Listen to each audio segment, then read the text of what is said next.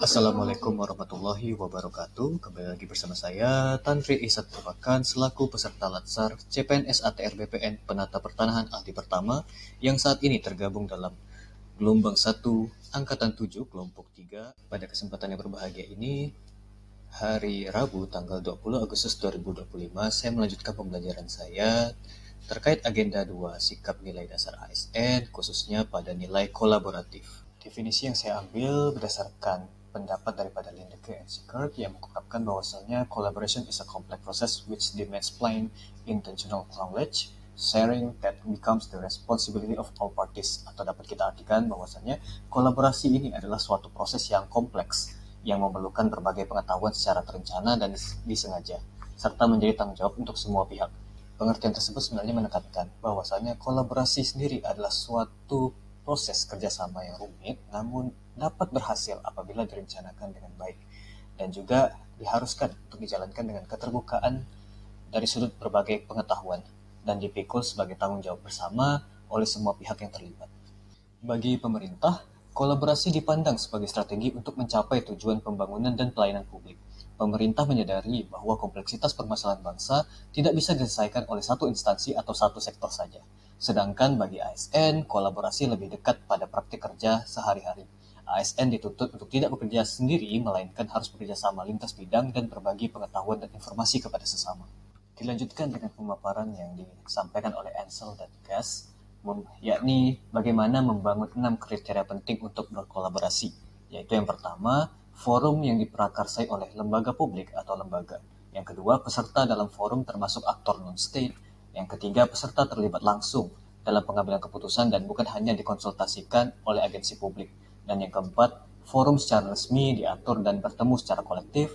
Yang kelima, forum ini bertujuan untuk membuat keputusan dengan konsensus. Dan yang terakhir adalah fokus kolaborasi adalah kebijakan publik atau manajemen.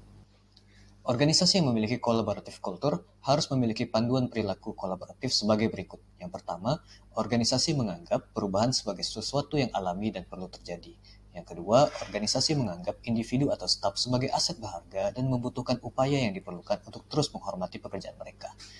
Yang ketiga, organisasi memberikan perhatian yang adil bagi staf yang mau mencoba dan mengambil risiko yang wajar dalam menyelesaikan tugas mereka. Dan yang keempat, pendapat yang berbeda didorong dan didukung dalam organisasi. Setiap kontribusi dan pendapat sangat dihargai. Dan yang kelima, masalah dalam organisasi dibahas transparan untuk menghindari konflik. Dan yang keenam, kolaborasi dan kerjasama tim antar divisi yakni adalah dengan didorong. Dan yang ketujuh, secara keseluruhan setiap divisi memiliki kesadaran terhadap kualitas layanan yang diberikan. Faktor yang mempengaruhi keberhasilan dalam kolaborasi di lingkup pemerintahan yakni berkaitan. Yang pertama, 1. Kepercayaan, 2. Pembagian kekuasaan, ketiga, gaya kepemimpinan, keempat, strategi manajemen, dan yang kelima, formalisasi pada pencapaian kolaborasi yang efisien, efektif antara entitas publik. Adapun dilanjutkan dengan faktor yang dapat menghambat kolaborasi antar pemerintah, yakni ketidakjelasan batasan masalah karena perbedaan pemahaman dalam kesepakatan kolaborasi dan dasar hukum kolaborasi yang tidak jelas. Adapun implementasi daripada pengalaman kerja saya di kantor pertanahan Kabupaten Sanggau, yakni ketika saya mengikuti kegiatan panitia pemeriksaan tanah. Pada pelaksanaan, saya berkoordinasi langsung dengan tiap seksi yang tergabung. Koordinasi tersebut tidak hanya membangun sinergi, namun hal ini juga dapat berdampak dalam peningkatan efektivitas dan efisiensi.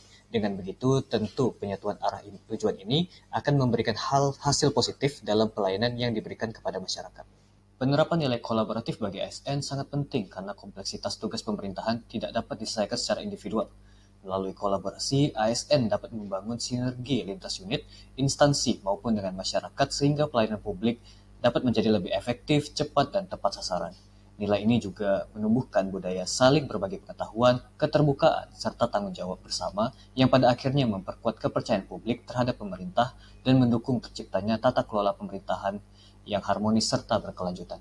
Sekian yang bisa saya sampaikan pada hari ini. Lebih kurangnya mohon maaf. Semoga dapat bermanfaat. Saya akhiri. Wassalamualaikum warahmatullahi wabarakatuh.